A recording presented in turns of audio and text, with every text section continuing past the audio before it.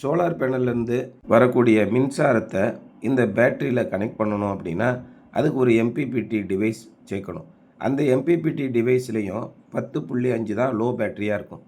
அப்போ நீங்கள் எக்ஸைடுலேயோ மைக்ரோடெக்லேயோ லூமினாஸ்லேயோ ஏதோ ஒரு பிராண்டில் கோம்போவாக பேட்டரியும் இன்வெர்ட்டரும் சேர்ந்த மாதிரி இருந்துச்சுன்னா அதில் லோ பேட்டரி கட் ஆஃப் 11.5ன்னு வச்சுருப்பாங்க. அந்த இடத்துல கொண்டு போய் இந்த எம்பிபிடியை சேர்க்கும்போது என்ன ஆகும்னா, அந்த பேட்ரி லோ பேட்ரி ஆகிறதுக்கு முன்னாடியே இது என்னென்னா லோ பேட்டரின்னு காட்டி ஆஃப் ஆகிடும். எம்பிபிடியும் ஆஃப் ஆகி போயிடும், திரும்ப சார்ஜ் ஆகாது.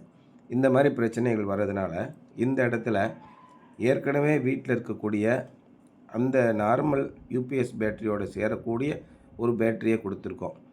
இந்த மாதிரி கொடுக்கும்போது ரெட்ராஸ்பெக்டிவ்னு பேர். இது மாதிரி நம்ம கொடுத்தோம்னா ரெட்ரோஃபிட்டில் உங்களுக்கு இந்த இது மாற்றும்போது சோலார்லேயும் சார்ஜ் ஆகிக்கலாம், எம்பிபிடியும் ஈஸியாக கனெக்ட் பண்ண முடியும், இந்த பேட்டரியும் ஃபுல் சார்ஜில் ஒர்க் ஆகும். லித்தியம் ஃபெரஸ் பாஸ்பேட் பேட்டரியில் பேக்கப் கொடுக்குறதுல என்ன ஒரு அட்வான்டேஜ்னால் 2 மணி நேரத்துலேருந்து 3 மணி நேரத்துக்குள்ளே காலையில் 8 மணிலேருந்து 10 மணிக்குள்ளே பேட்டரி சார்ஜ் ஆகிடும். அதுக்கப்புறம் நேரடியாக சோலார் பேனல்லேருந்து வரக்கூடிய அந்த பவர் உங்களுக்கு டைரெக்டாக உங்களுக்கு fan, light, TV, mixie, grinder இப்படின்னு எல்லாத்தையும் யூஸ் பண்ணுறதுக்கு ரொம்ப யூஸ்ஃபுல்லாக இருக்குது. இந்த மாதிரியான எம்பிபிடி சிஸ்டத்தில் ஒரு பேட்ரி கனெக்ட் பண்ணலாம், 2 பேட்ரி கனெக்ட் பண்ணலாம், 4 பேட்ரி கனெக்ட் பண்ணலாம். இந்த மாதிரி எல்லா விதமான வசதியும் உண்டு. ஆகவே இங்கே உங்களுக்கு ஆன்கிரிட் சிஸ்டம் போட்டு பில்லை 0 பண்ணிட்டோம். குறைந்த விலையில் ஒரு பேக்கப் சிஸ்டம் கொடுத்து உங்களுக்கு கரண்ட்டு கட் ஆனாலும் பவர் கிடைக்கிற மாதிரி ஒரு பேக்கப் சிஸ்டமும் பண்ணி கொடுத்துட்டோம். இந்த மாதிரி பண்ணும்போது நம்ம வீட்டில் சோலார் போட்டதோட முழு பயனையும் நீங்கள் அனுபவிக்கலாம். கரண்ட்டு பில்லும் கட்ட வேண்டியிருக்காது, கரண்ட்டு போனாலும் நம்ம வீட்டில் கரண்ட் இருக்கும். இந்த மாதிரி மல்டி பர்பஸாக நம்ம பண்ணி கொடுத்துட்டோம்.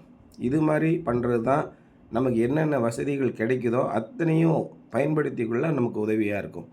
அதேமாதிரி சேஃப்டி அந்த ஆஸ்பெக்டில் நம்ம பார்க்கும்போது நம்ம இடிதாங்கி அதுக்குன்னு தனியாக ஒரு எர்த்து நார்மலாக நிறைய இடங்களில் பார்த்துருக்கேன். இந்த இடிதாங்கி போட்டு ஏற்கனவே நம்ம வீட்டில் ஒரு எர்த்து இருக்கும்ல, அந்த எர்த்தில் போய் கனெக்ஷன் பண்ணிடுவாங்க. நம்ம அப்படி செய்யக்கூடாது. இந்த இடிதாங்கிக்குனே தனி எர்த்து இருக்குது. இது 2 மீட்டர் எர்த்து போடலாம், 50 ஸ்கொயர் வயர் போடலாம். இதுலேயே இஎஸ்சி டைப்பு லைட்னிங் அரெஸ்டன்ட் இருக்குது, அது போடலாம்.